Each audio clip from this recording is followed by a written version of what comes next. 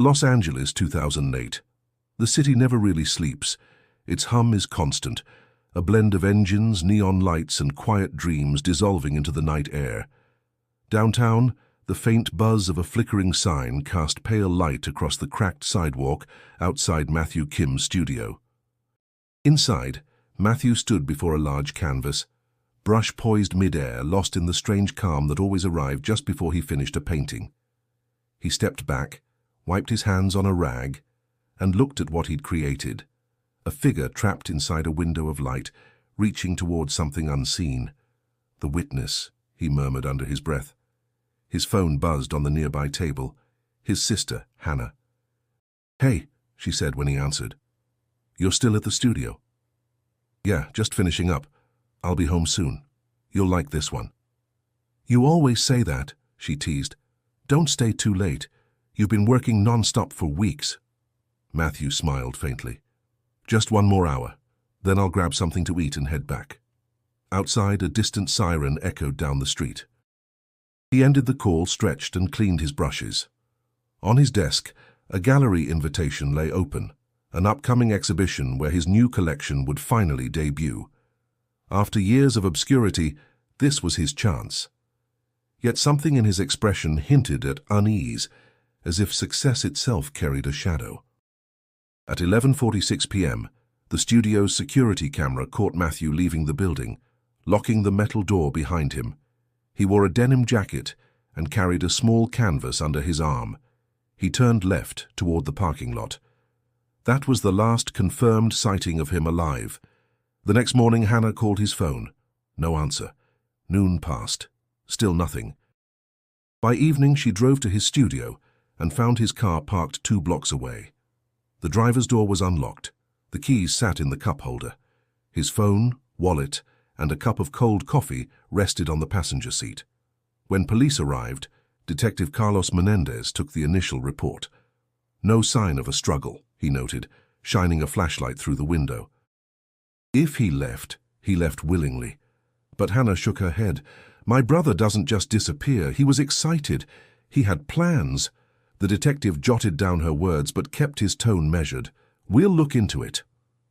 2 days later, Matthew's studio was sealed off for investigation. Inside, the unfinished paintings seemed to stare from the walls, silent witnesses to something no one could explain. Local media picked up the story. Local artist vanishes after leaving his studio in downtown Los Angeles. Reporter Emily Rivera, then a young journalist at the Los Angeles Herald, was assigned to cover the disappearance. She remembered the photo they gave her. A quiet, smiling man standing in front of his work, his eyes full of promise. Back then, no one could have imagined how deep the story would go, or that 16 years later the name Matthew Kim would return to headlines in a way no one expected. Before we uncover what really happened that night, make sure you're subscribed, because what unfolds next will challenge everything you thought you knew about this case. Before he vanished, Matthew Kim was more than a name in a headline.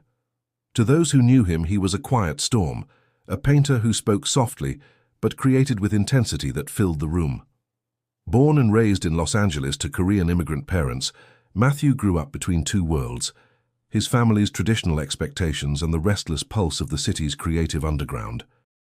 He spent most of his 20s in a small loft near Koreatown, surrounded by canvases stacked like barricades. Paint-splattered floors, records playing on a dusty turntable, the faint scent of turpentine. It was his world, and few people were ever invited inside. His art wasn't pretty, it was haunting. Faces half erased, cityscapes melting into color and light. Critics described his work as dreams caught between despair and defiance. Those closest to him often said he lived like he painted, half in this world, half somewhere else. His best friend and fellow artist Lena Park once told a local blog, "Matthew saw things we couldn't. Sometimes that was a gift. Sometimes it scared him." At the heart of his small circle stood Derek Vaughan, a charismatic gallery owner known for spotting rising talent. Derek had championed Matthew early on, giving him his first solo show in 2006. But success complicated their friendship. Derek saw potential, Matthew saw pressure. Their conversations grew tense, creative trust thinning into rivalry. One evening at Café Perch, a small artist hangout in Echo Park, a heated exchange caught attention. "You think I don't know what you're doing?" Matthew's voice was low, but sharp enough to cut through the background noise. Derek leaned back, smirking. "I'm trying to help you, Matt. You're the one hiding from the spotlight." "I'm not hiding," Matthew replied. "I'm protecting what's mine." Witnesses said Derek left abruptly, his jaw tight. It was the last time some of them saw the two men together. Outside the art scene, Matthew's family life was simple but strained. His parents, who ran a small dry cleaning business, didn't understand his choice to paint full-time. Only his sister, Hannah, believed in his dream. She often brought him home-cooked food, checking on him after long nights. He'd forget to eat when he was working, she later recalled. It was like he slipped into another dimension. By late 2007, whispers spread through the LA art community. Matthew's new pieces were darker, less commercial. Some said he'd turned down an offer from Derek's gallery for an upcoming exhibit. Others claimed he was preparing to take his work to New York. But for Matthew, success wasn't about fame. It was about truth. "If my art stops being honest," he told Lena once, "then it's just decoration." In the months leading up to his disappearance, that honesty seemed to weigh on him more heavily than ever.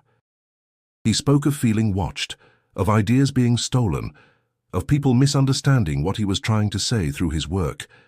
And somewhere in that blur of ambition, betrayal, and beauty, the seeds of his disappearance were quietly being planted.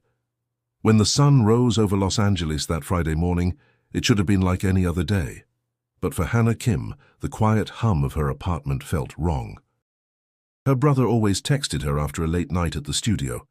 That morning, nothing. By noon, unanswered calls stacked in her phone history.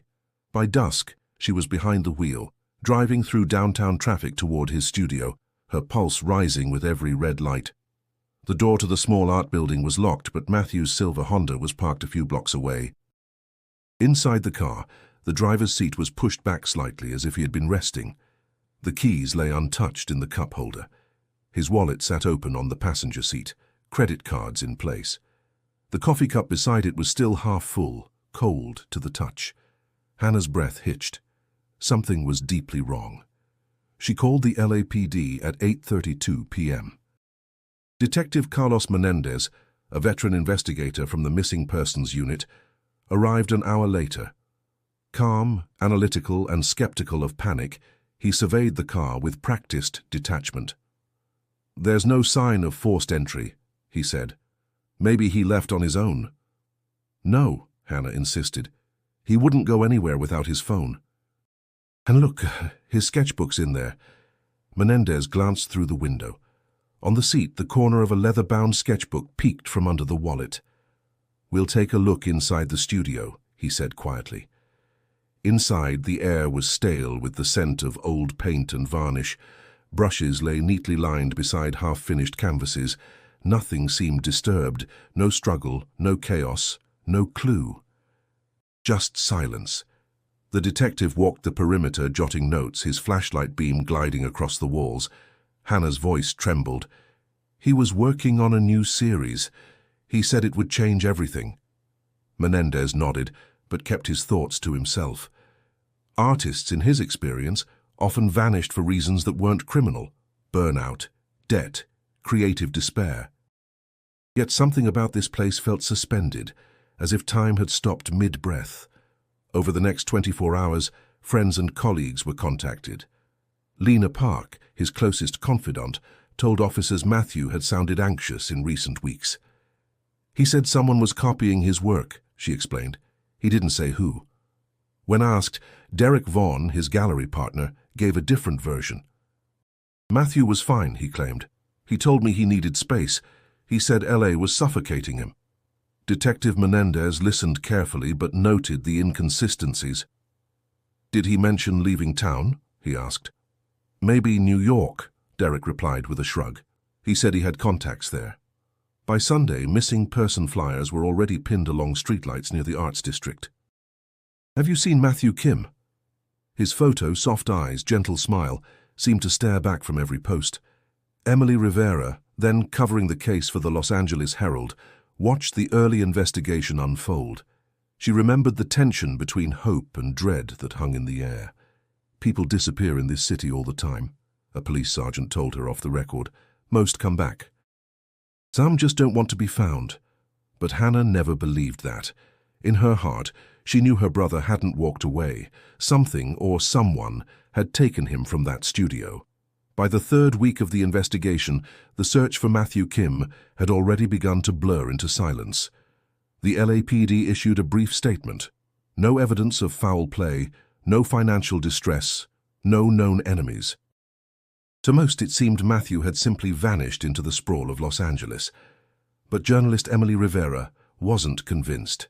She sat in her small office at the Los Angeles Herald, files spread across the desk, photographs of Matthew's studio, police notes, and transcripts from interviews she'd conducted herself. One sketch in particular caught her eye, a piece recovered from Matthew's workspace, dated just days before his disappearance.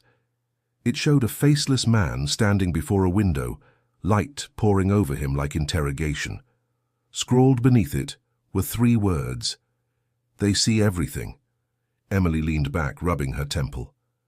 "They who?" she whispered. When she called Lena Park again for clarification, Lena hesitated. "He'd been acting strange," she said. "He told me someone was watching him. Not police, someone from the art world." "Do you think it was Derek?" Emily asked. Silence on the line. "I don't know. They weren't speaking much after that last argument."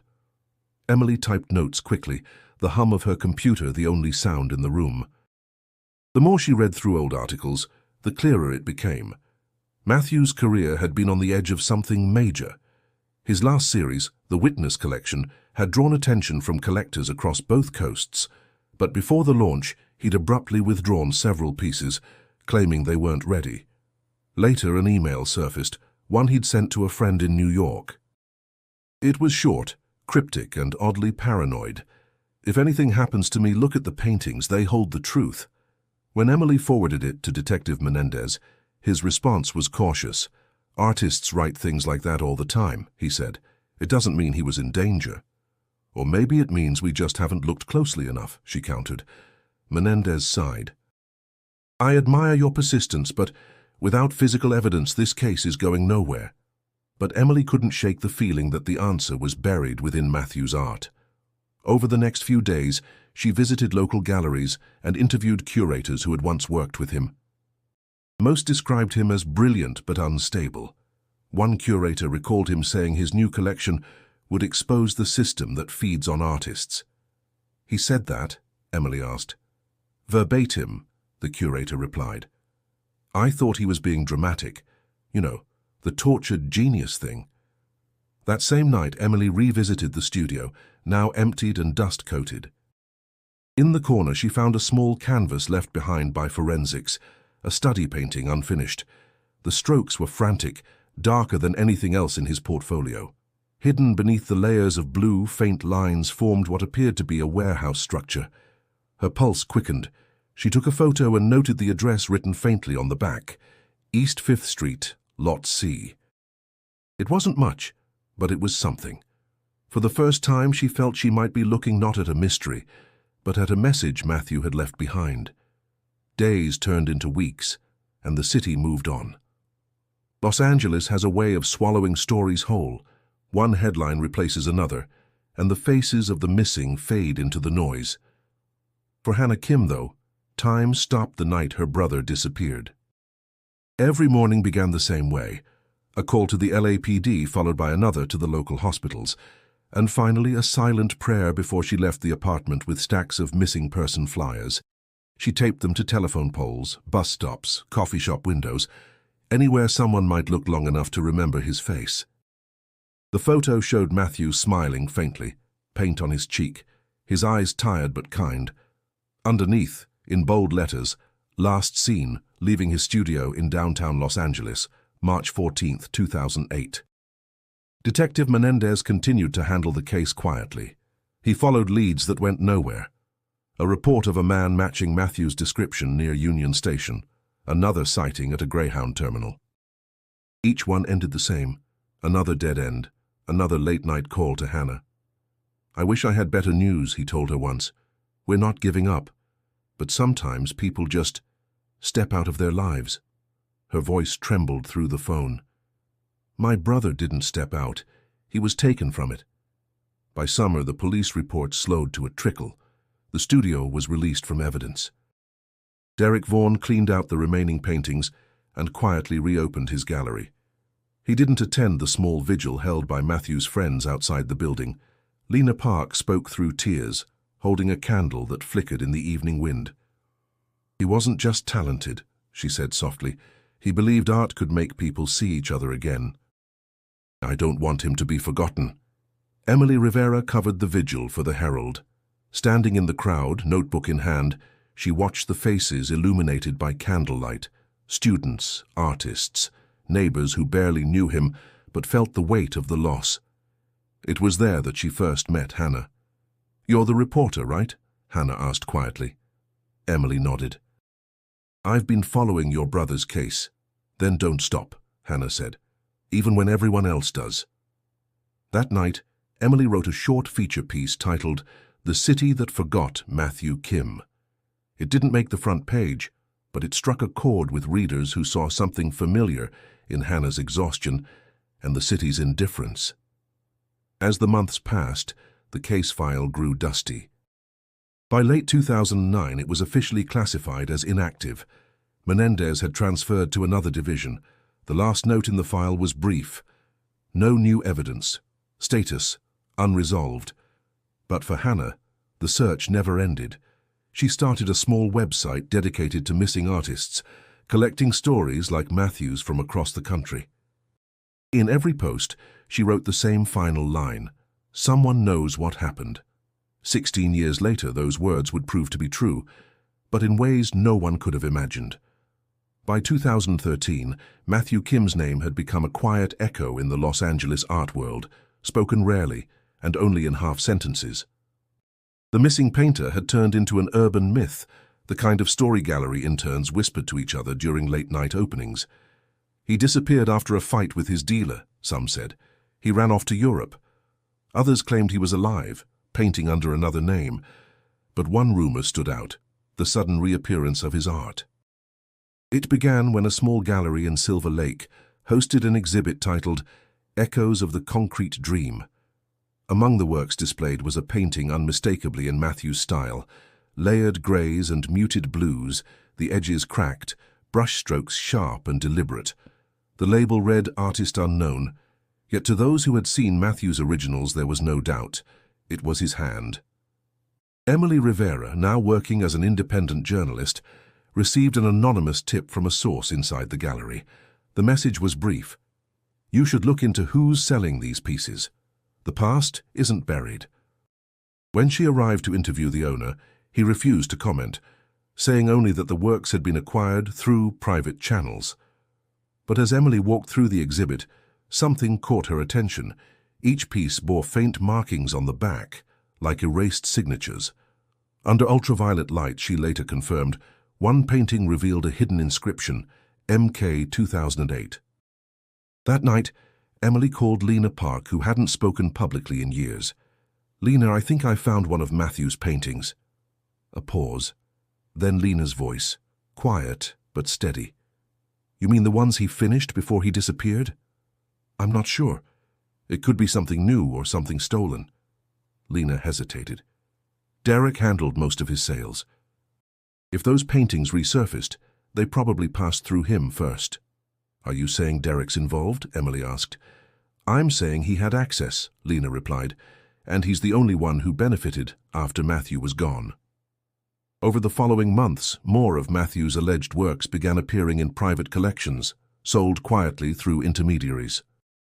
None were officially credited to him, but their style was too distinct to mistake. Collectors paid thousands, drawn to the mystery surrounding the vanished artist. Emily began connecting names, tracing sales through tax records and art registries. Again and again, one name surfaced: Derek Vaughan. His gallery, once modest, was now thriving, hosting elite clientele, with pieces rumored to come from lost collections. When Emily reached out for comment, Derek's assistant replied curtly, Mr. Vaughan has no knowledge of any unauthorized sales. But the tension within the art community was palpable. Some whispered that Derek had been selling Matthew's unfinished works for years, passing them off as anonymous creations. Others believed he'd found old sketches and hired imitators to complete them. What no one could explain was how new signatures, bearing Matthew's initials, appeared on canvases dated years after his disappearance. For Emily, the question was no longer whether Matthew's art had returned. It was who had brought it back and why. By 2024, Los Angeles had changed, but its ghosts never really left. The skyline was sharper, the rents higher, and the art scene had become an industry built on image more than soul. Yet somewhere beneath the noise, one story refused to fade completely: the disappearance of Matthew Kim. For years his case lingered online through forums, message boards and conspiracy podcasts. Most dismissed it as another unsolved mystery, swallowed by the city's indifference. That changed when a true crime podcast titled Vanished in Plain Sight aired an episode called The Artist Who Never Came Home. It went viral. Within days, Matthew's name was trending again for the first time in over a decade. The renewed attention reached Emily Rivera, now an experienced investigative journalist with her own digital platform. She'd left mainstream media years earlier, frustrated by how quickly stories were abandoned once the public lost interest. Matthew's case had never left her mind. She still kept the original file: news clippings, photos, police reports, all preserved like evidence in a shrine to unfinished work. When she listened to the podcast, something inside her reignited. The hosts repeated old theories, but missed the small inconsistencies she had once noticed: the timeline, the art sales, the silence from those who once stood closest to Matthew. She realized no one had ever re-examined the evidence with modern tools. She reopened the file. 16 years had passed, but technology had evolved. New forensic software, digital tracing of art sales, and improved DNA analysis had changed the landscape of cold cases. Emily reached out to Detective Carlos Menendez, now retired but occasionally consulting on unresolved investigations. "Emily Rivera," he said over the phone, recognizing her voice immediately. "It's been a long time." "Too long," she replied. "I think it's time we take another look at Matthew Kim." Menendez hesitated. "That case was dead years ago. There's nothing left to find." "Maybe not," Emily said, "but maybe we were looking in the wrong places." After a pause, he sighed. "Send me what you've got." Within weeks, they began revisiting the original evidence digitally: surveillance footage, photos, and recovered sketches. New facial recognition algorithms processed details unnoticed before. The system flagged anomalies: a man in the background of the parking lot footage, blurred but partially visible. His height and build matched one of the original witnesses, who had never been fully identified. Meanwhile, online communities reignited their own investigations. Old friends of Matthew began sharing memories and photos, creating a mosaic of who he'd been and who might have wanted him gone. Then one evening, Emily received a direct message from an anonymous account. "You're asking the right questions. The truth is in the paintings." Attached was an image of a canvas she'd never seen before, signature unmistakable, brushwork undeniably his. Her heart pounded as she compared it to the original files. The date on the lower corner read 2009. That was impossible.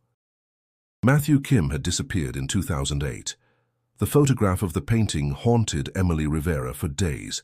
The composition was unmistakably Matthew Kim's, a distorted figure standing before a fractured skyline, brushstrokes jagged and emotional, as if painted in urgency. But what froze her wasn't the art itself. It was the date signed beneath the corner. 2009. A full year after Matthew's disappearance. Emily traced the image back to an online auction catalogue. The listing was private, restricted to high-value collectors. The title read simply, "Untitled, Provenance Confidential." The auction house was based in San Francisco, and the sale had taken place 2 months earlier. The piece sold for $48,000. The buyer's name was hidden behind layers of shell companies. Determined, Emily drove north, notebook on the passenger seat and old case files stacked in the back. The hum of the freeway blurred into thought, every mile pulling her closer to a truth she both craved and feared. At the auction office, she met Janice Lowe, a mid-level employee who recognized Emily's name from her earlier reporting. "I can't talk about private clients," Janice said nervously, glancing toward the security camera above the door. "I'm not asking for names," Emily replied. "Just the source. Who brought the painting here?" Janice hesitated, tapping her pen against the desk. "It came through a gallery intermediary in Los Angeles, Vaughan Contemporary." Emily's stomach tightened. "Derek Vaughan's gallery," Janice nodded. "Yes, but that's all I can say." That night, in her hotel room overlooking Market Street, Emily spread the printed image beside an old photograph of one of Matthew's unfinished pieces. Same composition, same figure, but subtle differences in technique. The newer painting had matured, more deliberate. It was impossible to ignore the implication. Someone had either forged Matthew's art with uncanny precision or he had painted it after his supposed disappearance. Emily emailed Menendez the evidence. Subject: "The paintings continue." His response came within the hour. "We'll need to verify the signature. Bring it back to LA." Quietly. Back in Los Angeles, forensic experts at the county lab examined the high-resolution image. The signature matched Matthew's authentic brushwork and pigment composition, details nearly impossible to replicate. "If this is a fake," one analyst said, "it's done by someone with intimate knowledge of his process." Emily couldn't shake a chilling thought. Derek had that knowledge. She reached out to Hannah Kim, meeting her at a cafe in Koreatown. Hannah's expression was guarded, but when Emily showed her the photo, her hands trembled. "That's his work," she whispered. "I know it. I can feel it." "Then how do we explain the date?" Emily asked. Hannah looked down, voice breaking. Maybe he was alive longer than they said. The words hung heavy between them. Emily left the cafe with a single question echoing in her mind. If Matthew's art was still appearing, and if Derek was linked to its sale, then someone, somewhere, had been keeping secrets for 16 years, and she was about to uncover exactly who. 2 days after the analysis confirmed the painting's authenticity, Emily Rivera stood outside the sleek glass doors of Vaughan Contemporary. The afternoon light reflected off the metal signage, sharp and cold, like the man who owned it. Inside, Derek Vaughan's gallery buzzed with assistants preparing for an exhibition. His empire had only grown, his name now synonymous with prestige and wealth. When he saw Emily, his polite smile faltered. "I didn't expect you to still be chasing this story," he said, his tone clipped. "I didn't expect Matthew Kim's work to resurface 16 years later," she replied evenly, "especially pieces sold through your gallery." Derek laughed lightly, the sound hollow. "Matthew's work? That's absurd. People copy his style all the time." "Funny," Emily said, pulling a folder from her bag, "because this particular painting was verified as authentic. Pigment match, signature match, even brush pressure." The air between them hardened. Derek's jaw tightened. "If you're suggesting I'm involved in something illegal, I'd advise you to be careful." "I'm suggesting you tell me the truth," Emily countered. "How did Matthew's art end up here?" But Derek only turned away. "You're wasting your time." That night, Emily emailed Detective Menendez again. "He's hiding something. I can feel it," Menendez replied with a single line. "Then it's time we talk to someone who's ready to stop hiding."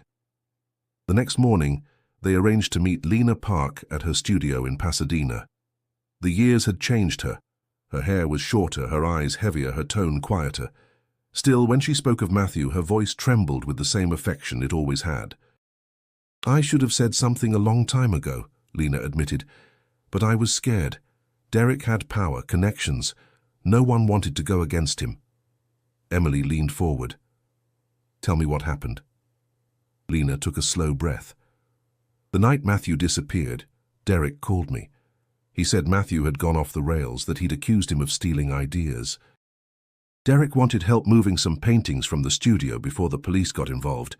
He said it was for safekeeping." Menendez's eyes narrowed. "You helped him?"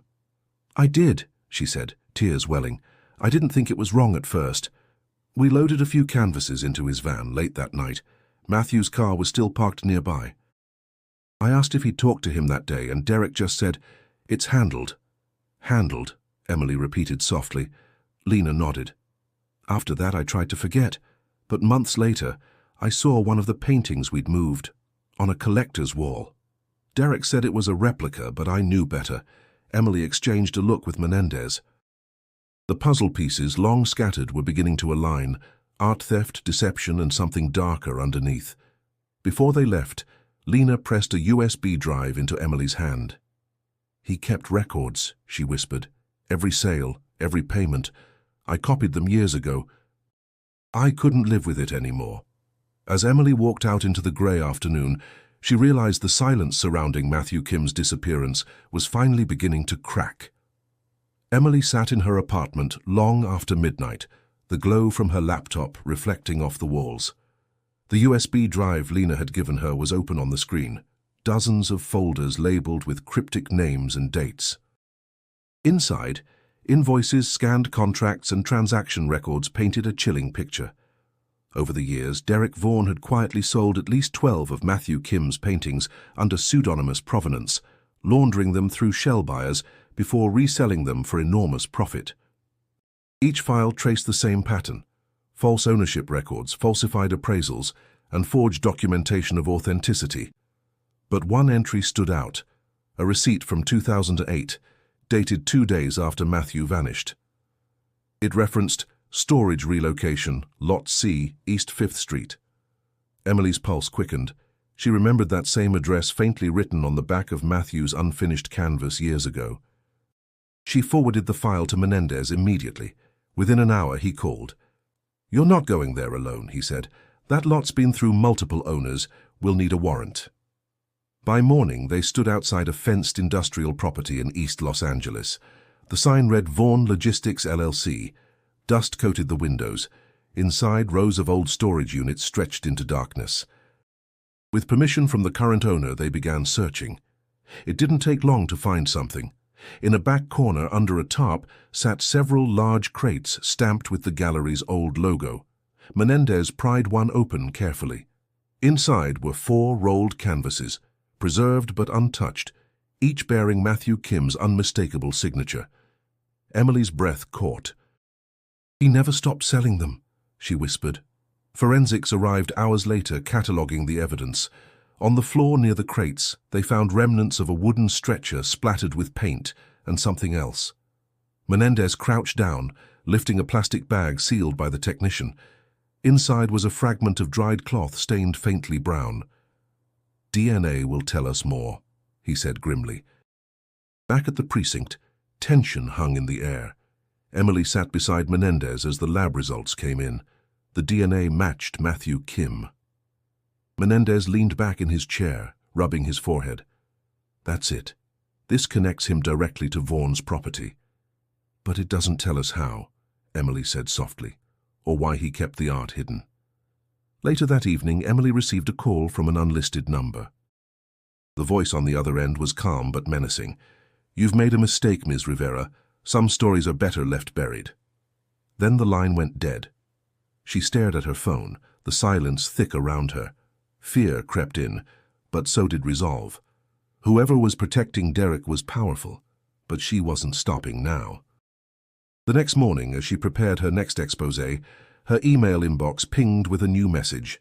No sender, no subject, just one attachment, a blurry photo of Matthew's old studio, time-stamped March 14, 2008, 11:52 p.m. The time matched the night he disappeared, and in the corner of the frame a shadowed figure stood beside him. The image wouldn't leave Emily's mind. The grainy photo showed Matthew Kim standing outside his studio the night he disappeared, illuminated by the faint glow of a streetlight. Beside him, the blurred outline of another man, tall, broad-shouldered, caught mid-motion. When forensic analysts enhanced the frame, the shape of his face became clearer. The jawline, the posture, the resemblance was undeniable. It was Derek Vaughan. Within 48 hours, LAPD reopened the case officially.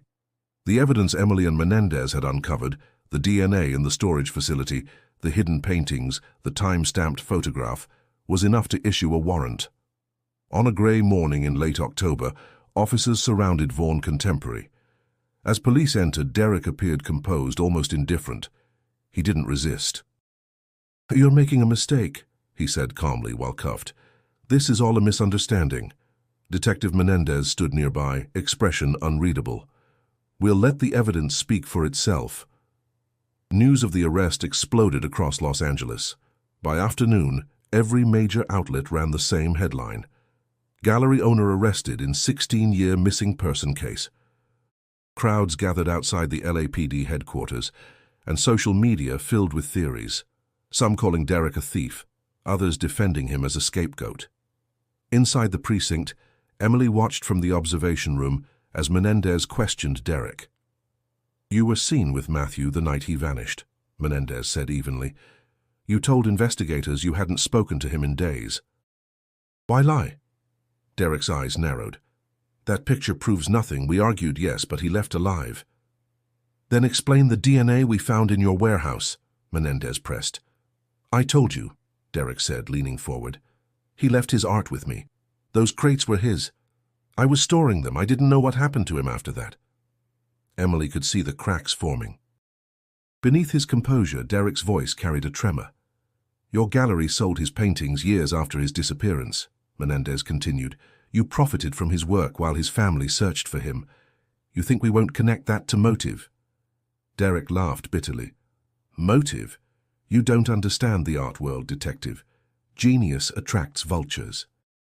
I just happened to feed before someone else did." The interrogation ended with Derek demanding a lawyer, but the damage was done. As he was escorted out of the precinct, cameras flashed from every direction. The art community, once his kingdom, had turned its back overnight. Later that evening, Emily met Hannah Kim outside LAPD headquarters. The flashing lights reflected off her tearful eyes. "I don't know if I feel relief or anger," Hannah said quietly. "All these years, I just wanted to hear the truth." Emily placed a hand on her shoulder. "We're closer than ever. But something tells me there's still more he's not saying." That night, while drafting her next article, Emily received an encrypted email from an unknown sender. The subject line read, "He's not the only one who knows what happened." Attached was a single file, a video clip less than a minute long. Its title, "Warehouse Footage, March 14, 2008. The video was grainy, the colors washed out from time, yet what it showed was unmistakable. Matthew Kim stood in the center of a dim warehouse surrounded by wooden crates and canvases. His expression was tense, his voice faint but urgent. Across from him stood Derek Vaughan. Their argument was heated, though most words were lost in static. But one phrase cut through clearly, Matthew shouting, "You stole from me!"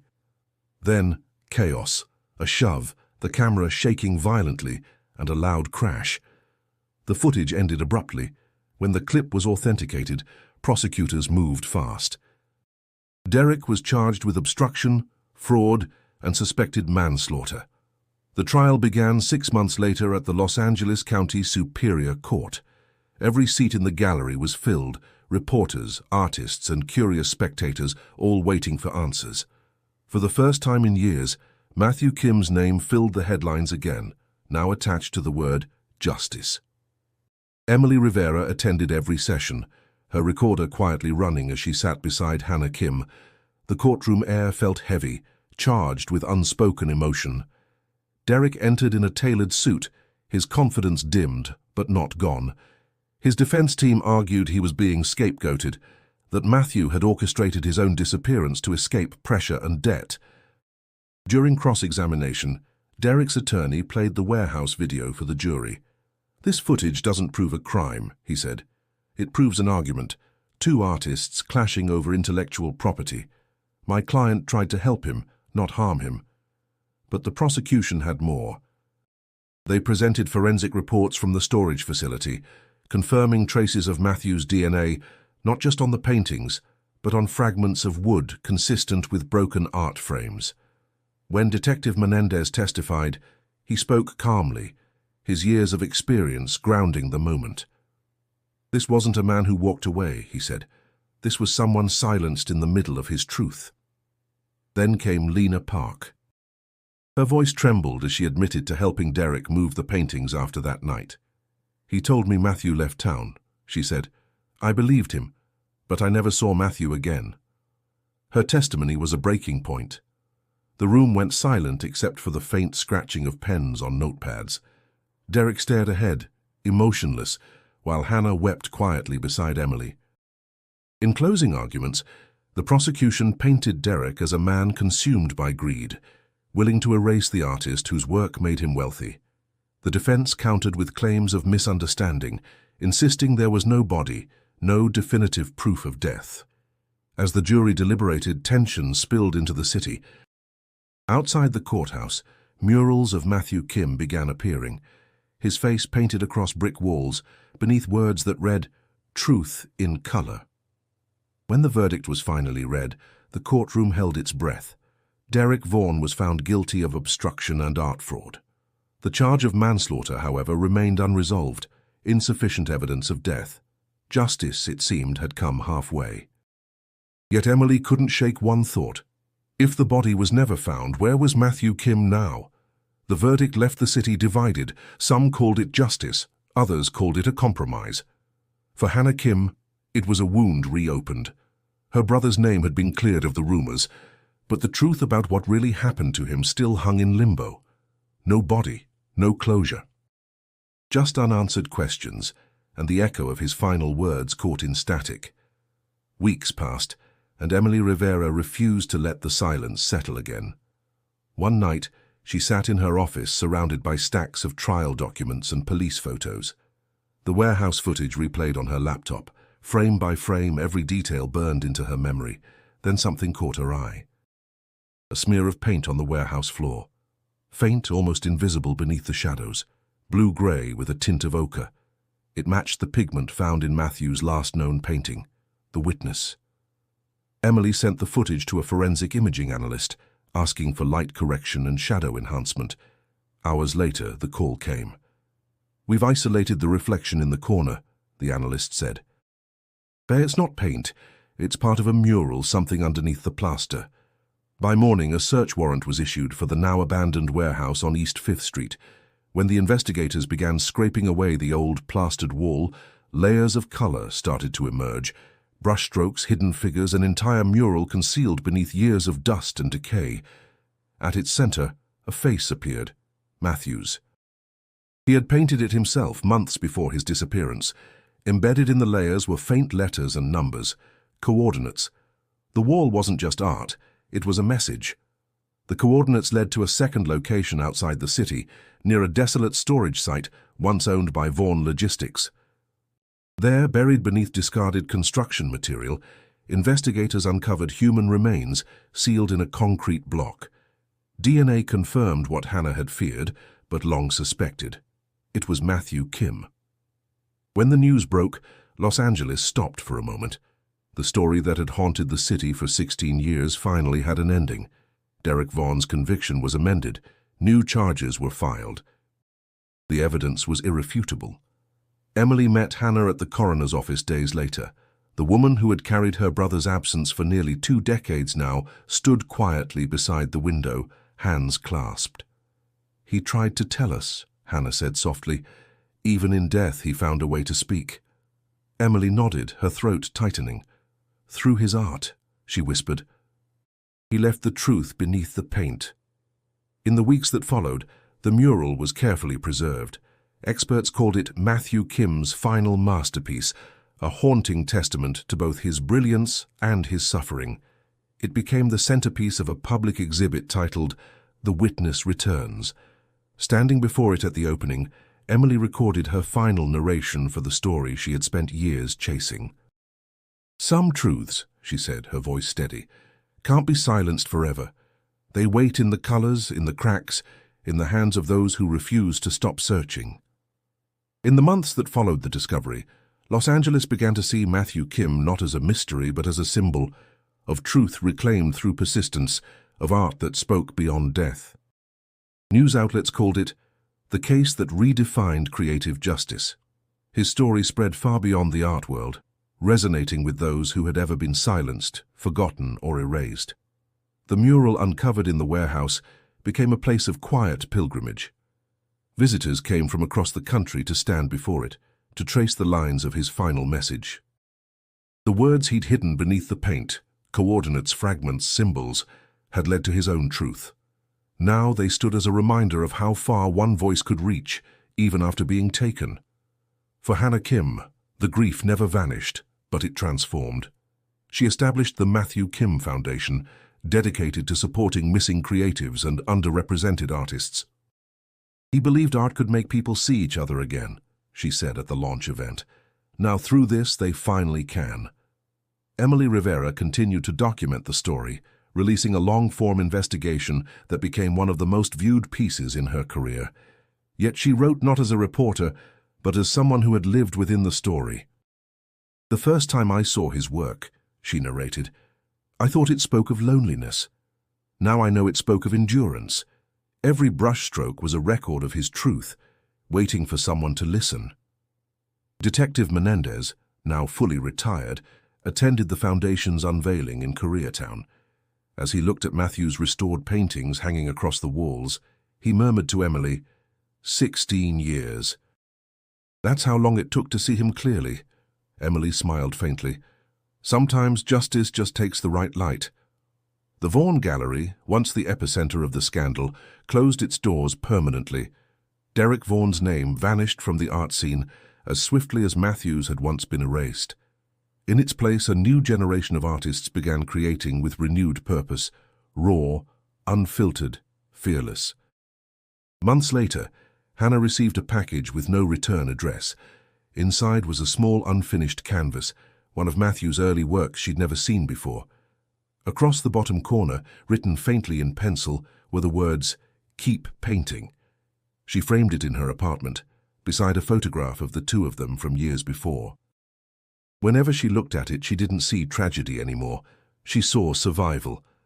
Emily's documentary ended with a reflection that captured the soul of the case.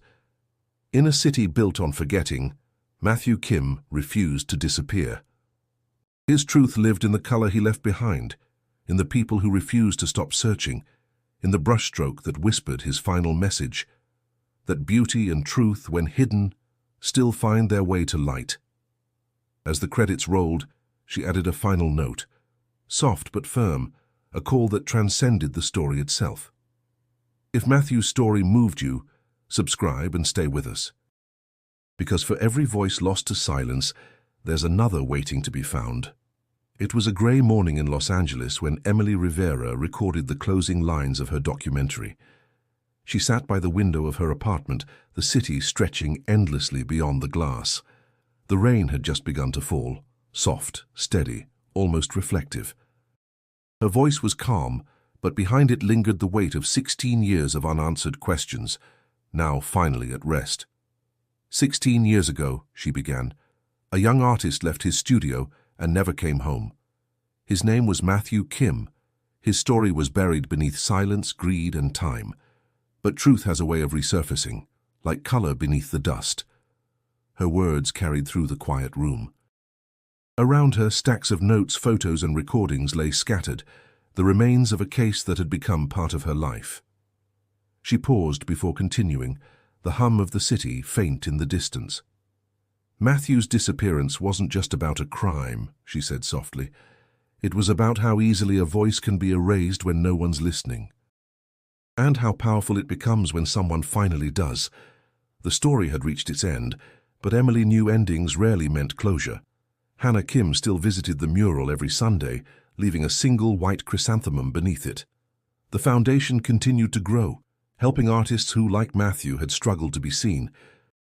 And somewhere in downtown LA, the faint outline of his final painting still lingered on the wall, unchanged, unmovable, a permanent mark of truth. Emily closed her laptop and glanced at the framed photo on her desk, Matthew smiling at one of his gallery openings, a paintbrush in his hand. She had looked at that same image countless times, but now it felt different. It no longer represented loss. It represented legacy. Later that week, she met Hannah for coffee. They sat in silence for a long while before Hannah spoke. "It still feels like he's here," she said quietly. "He is," Emily replied. Every time someone sees his work, he's here. Hannah smiled faintly. You kept your promise? Emily shook her head. No. We did. That night, as she uploaded the final version of her documentary, she added one last message before the credits. 16 years after he vanished, Matthew Kim's truth finally came to light, not through fame, but through the persistence of those who refused to forget him. Then, with her voice low and steady, she delivered the final words. If this story moved you, subscribe to the channel. Because every voice deserves to be heard, and every truth deserves to be found. The screen faded to black and the closing music played, a soft piano piece Matthew once used in a short film years before. Outside, the rain eased, and the city lights shimmered through the mist. Somewhere in that vast expanse of Los Angeles, Matthew's story lingered, a reminder that art, truth, and memory never truly disappear. They just wait for someone brave enough to uncover them.